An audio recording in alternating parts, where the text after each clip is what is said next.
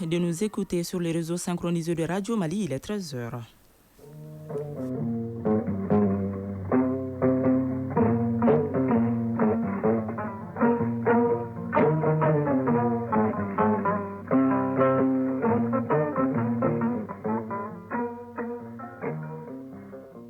Le journal. Barakissa Ouattara. Rapport 2024 des activités des services centraux du ministère de la Justice et des Droits de l'Homme. Le document a été officiellement présenté et remis au premier responsable du département.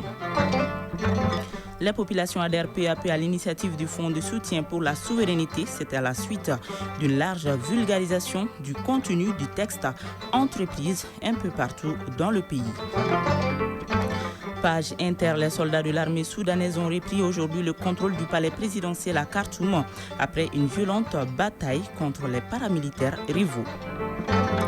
L'actualité sportive reste dominée par la victoire du Mali face aux Comores, 3-0. C'était au compte de la 5e journée des éliminatoires de la Coupe du Mali 2026. Exceptionnellement, ce ramadan, les prix de denrées de grande consommation connaissent une relative stabilité dans les marchés de la capitale, un état de fait qui a suscité l'intérêt de notre chroniqueur Soumaïla Berti. Il nous en parle dans la chronique du développement. Voilà pour le sommaire. Mesdames et messieurs, bonjour et bienvenue. Présentation hier du rapport annuel d'activité des services centraux du ministère de la Justice et des Droits de l'Homme. Le document retrace les différentes actions menées par le département de la Justice durant l'année écoulée. La présentation de ce rapport est un symbole fort qui marque la dynamique innovante instaurée par le ministre et qui est motivée par la transparence, la responsabilité et la recevabilité. Ce document constitue une mémoire pour l'institution judiciaire au Mali. Mamadou Fani. Document de référence qui donne une vision complète de toutes les actions menées par les services centraux du ministère de la Justice et des Droits de l'Homme en 2024. La présentation et la remise officielle du rapport 2024 est un moment important pour le département. Une occasion de faire le point des acquis pour le renforcement de la transparence dans la gestion des affaires judiciaires au Mali. Boubacar Sidiki Diarra H, secrétaire général du ministère de la Justice et des Droits de l'Homme. Dans le domaine de la lutte contre la corruption et la délinquance économique et financière, plus de 400 milliards de francs CFA recouvrés, régularisés, payés en caution ou en dommages et intérêts. Dans le domaine du renforcement des capacités des ressources humaines, 316 auditeurs recrutés et qui est supérieur à la moitié du nombre total de magistrats, pour un nombre total de 499 en décembre avant le départ à la retraite. 140 greffiers en chef recrutés, 125 fonctionnaires de l'administration pénitentiaire et de l'éducation surveillée. Tous ces résultats ont été obtenus grâce aux efforts des responsables des différents services centraux. Moussa Kissima Traoré, directeur des finances et du matériel du ministère de la Justice et des Droits de l'Homme. On a fait énormément d'achats cette année pour toutes les juridictions, que ce soit au niveau national et au niveau régional. On parle de 10 000 et quelques équipements de bureaux, mobiliers de bureaux. C'est des situations qui n'ont jamais été réalisées auparavant. La production d'un rapport annuel d'activité a pour finalité de mettre fin à la gestion cacophonique des affaires et favoriser la traçabilité de certaines actions. Mamoudou Kassogué, ministre de la Justice et des Droits de l'Homme. Nous demeurons convaincus que la tâche la plus difficile dans un processus de changement demeure son maintien dans la durée, voire l'adaptation au changement. Cette remise du 3e rapport annuel d'activité de notre département renforce le sentiment quant à un autre pas géant franchi pour consolider les changements qualitatifs amorcés et reposant sur des valeurs de bonne gouvernance, de management responsable, de culture du résultat, de redevabilité et de reddition de comptes dans l'accomplissement des missions assignées aux différents services. Les perspectives 2025 sont très ambitieuses au département de la justice avec l'informatisation du casier judiciaire, la mise en place de l'imprimerie de la justice, la création de la direction de la justice pour enfants et l'instauration du prix de l'intégrité Daniel Amoguin Tessugué, entre autres. Le ministre de l'Éducation nationale explique aux directeurs d'académie, d'enseignement, des centres d'animation pédagogique, aux parents d'élèves et partenaires de l'école le bien fondé du fonds de soutien obtenu à partir des taxes sur les téléphonies. C'est au cours d'une rencontre d'information et de sensibilisation. Le fonds doit pallier la crise d'infrastructures scolaires dont est confronté le département. Compte rendu Fadema Keita. Les taxations sur les téléphonies mobiles constituent des fonds de solidarité.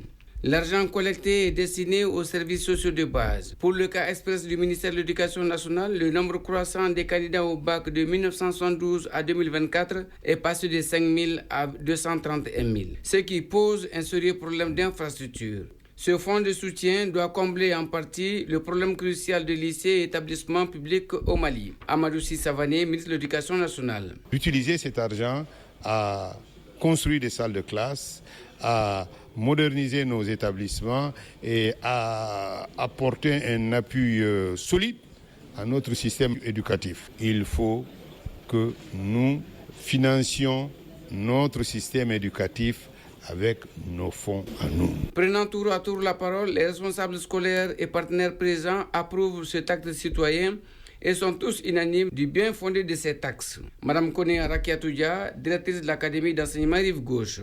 Ces taxes prélevées vont servir à faire beaucoup d'investissements au niveau de l'école.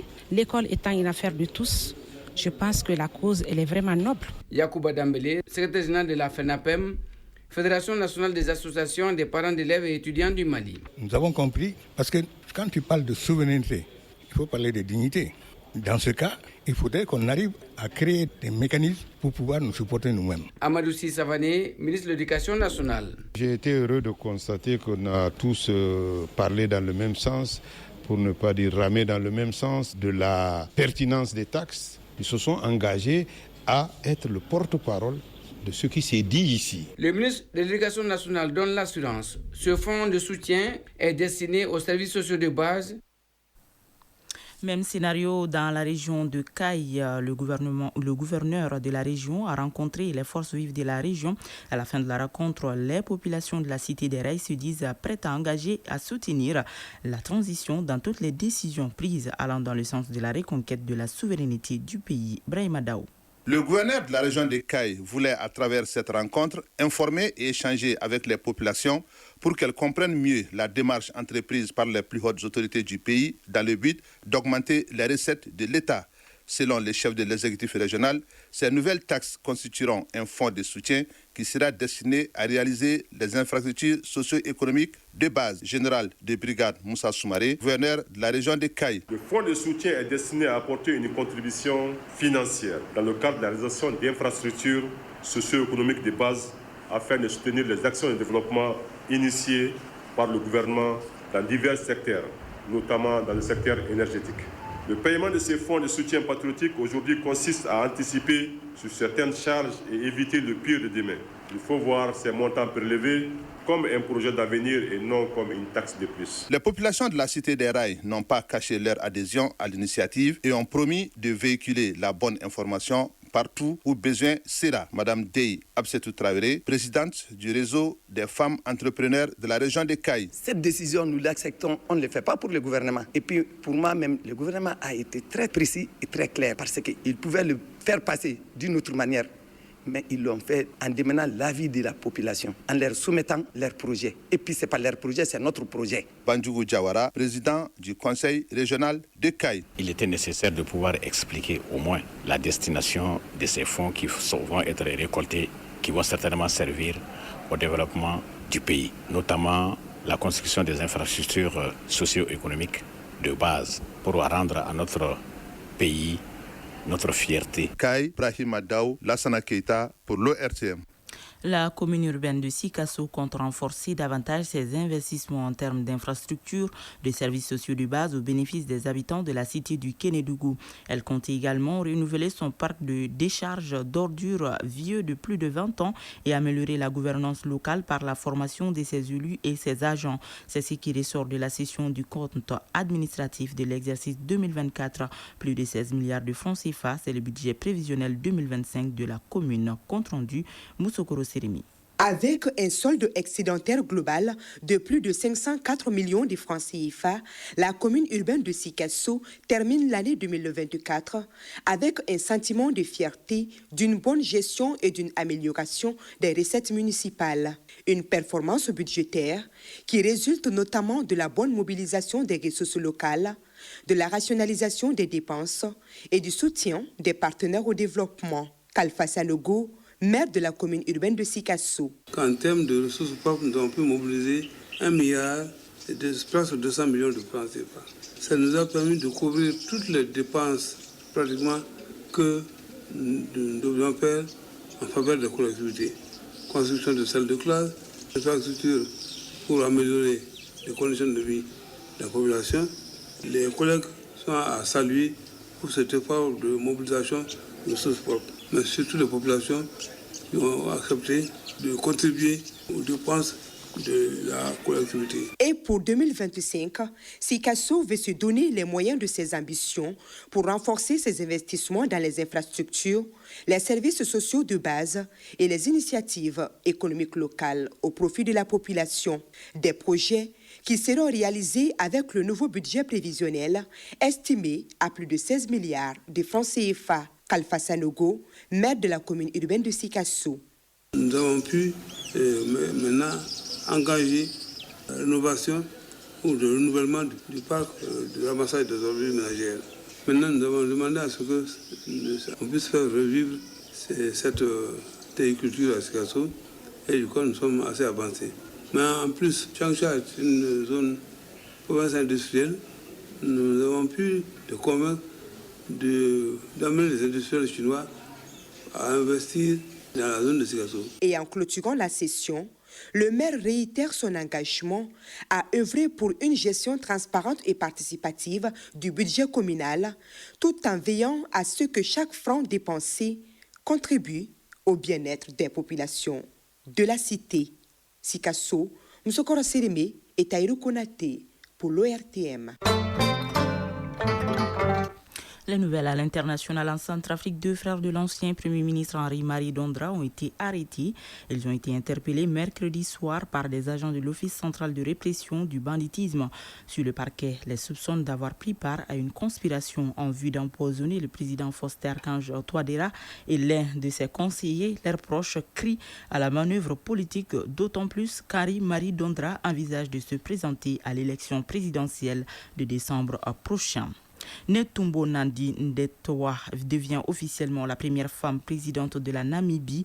Son élection, bien que contestée par l'opposition, fait d'elle la 6e femme à accéder à la magistrature suprême en Afrique, rejoignant ainsi des figures telles qu'Ellen Johnson Sirleaf au Libéria, Joyce Banda au Malawi et Samia Suluhu Hassan en Tanzanie. Cette ascension historique met en lumière les nombreux obstacles que les femmes africaines doivent surmonter pour accéder aux plus hautes fonctions politiques. En Tunisie, le président Kais Saïd a limogé hier soir son premier ministre Kamel Madouri. Cette décision intervient moins de 8 mois après sa nomination. Il fut remplacé par la ministre de l'Équipement, Sarah Zafrani Zenzri. L'annonce a été faite dans un communiqué. Pour l'instant, aucune explication officielle n'a été fournie.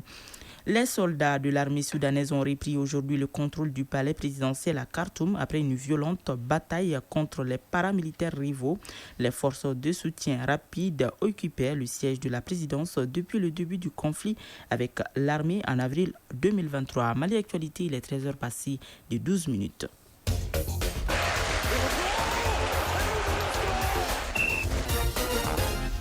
Sport, basketball, la 8e journée du championnat national de première division commence cet après-midi au Palais des Sports Salamatou Maïga. 4 rencontres seront au programme. Football sur le plan national. L'actualité sera dominée par les 16e de finale de la Coupe du Mali. Les matchs se joueront demain et dimanche et un peu partout sur l'étendue du territoire national. Éliminatoire Coupe du Monde 2026. Le Mali remporte la victoire face aux Comores, battu 3-0 et se relance dans la compétition. Le résumé de l'actualité sportive avec Isaac Chinou. Qualification pour la Coupe du Monde 2026, les Aigles du Mali ont nettement dominé les Comores 3-0 au compte de la 5e journée des éliminatoires. Le Mali, qui avait besoin de victoire pour se relancer, n'a pas failli à sa mission.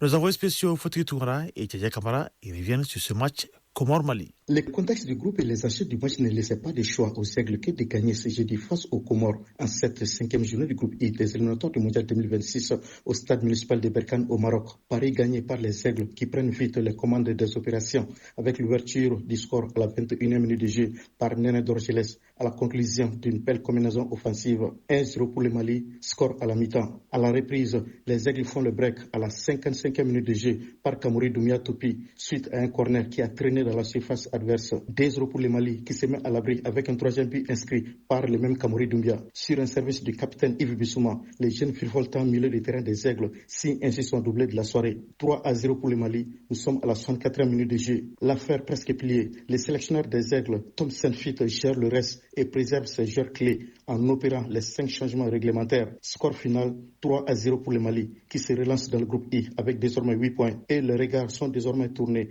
vers le match contre la Centrafrique lundi à Casablanca à partir de 16h. De Berkane au Maroc, Foutgui Tunkara et Tchèdia Moussa Kamara pour l'ORTM. Le Mali réalise une bonne opération et réduit son écart avec le premier à titre provisoire, Madagascar, tombeur de la Centrafrique 4-1. La dernière rencontre du groupe se jouera ce soir entre le Ghana et le Tchad. Madagascar est en tête avec 10 points, les Comores et le Ghana suivent. Le Mali est 4e avec 8 points, 5e Centrafrique 4 points et 6e Tchad 0 points. 11 rencontres sont au programme ce vendredi. Outre Ghana, Tchad, il y aura donc Burkina Faso, Djibouti, Niger, Maroc, Rwanda, Nigeria, entre autres. Sur le plan national, l'actualité en football reste marquée par les 16e de finale de la Coupe du Mali de football. Les matchs se joueront demain et dimanche.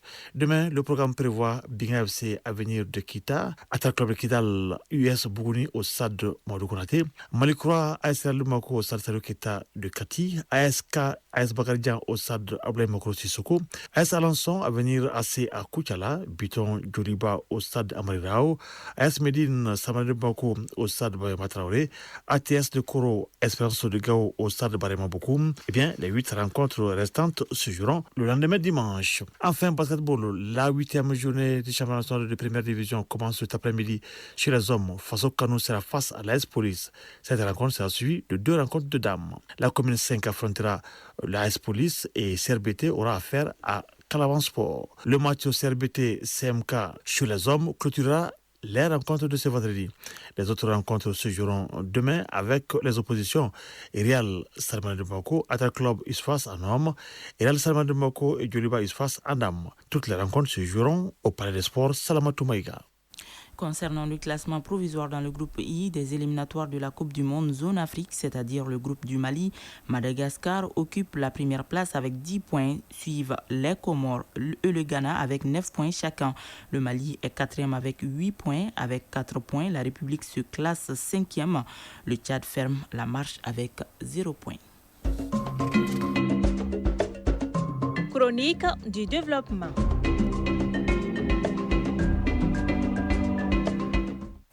La chronique du développement du jour s'intéresse à la problématique des prix de denrées de première nécessité en cette période de Ramadan. Cette année, les prix des denrées de grande consommation comme le sucre connaissent une relative stabilité dans les marchés de la capitale.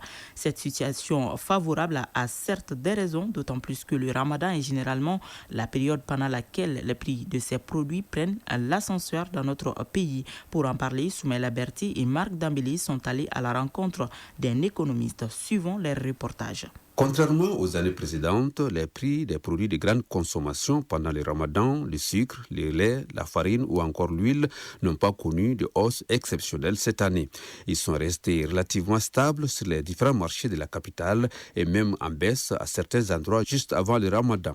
Écoutez les explications de l'économiste Dr Madou Sissi. Cette stabilité est due à la stabilité internationale, c'est-à-dire que avec la chute du prix du pétrole et avec la mise en place dans le sens normal des différentes chaînes de logistique d'approvisionnement et la baisse du coût de l'énergie un peu à travers le monde, tous ces éléments ont contribué en réalité à une maîtrise des coûts de production. Donc qui parle de maîtrise des coûts de production parle de maîtrise de l'inflation à travers les coûts. Le Mali ayant une économie extravertie, c'est-à-dire une économie quasiment orientée vers l'importation, et donc si les importations sont stables en termes de coûts, il va de soi qu'à l'interne, les prix des biens et services se stabilisent. Les sources de l'inflation sont nombreuses. Pour ce qui concerne particulièrement notre pays, le Mali, les spécialistes désignent 4 raisons susceptibles de provoquer ce phénomène. La première, c'est vraiment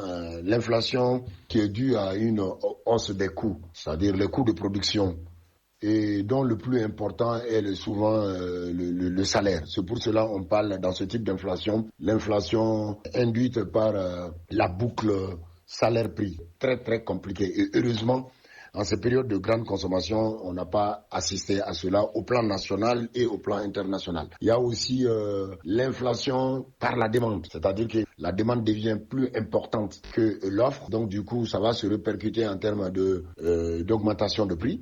Heureusement aussi, en cette période, on n'a pas assisté à cela parce que les mesures prises par les autorités actuelles ont pu faire en sorte que l'offre a pu répondre de manière correcte à la demande. C'est ce qui a fait que cette forme aussi d'inflation due à la demande n'a pas vu le jour. La troisième source d'inflation, elle est d'origine monétaire. C'est que si, par exemple, l'autorité chargée de la gestion monétaire, à savoir la Banque centrale, décide d'augmenter la quantité de monnaie qui est en circulation et jusqu'à ce que cette quantité de monnaie crée un décalage assez important par rapport à la quantité des biens et services, donc inéluctablement, la hausse de la quantité de monnaie va se répercuter dans les prix.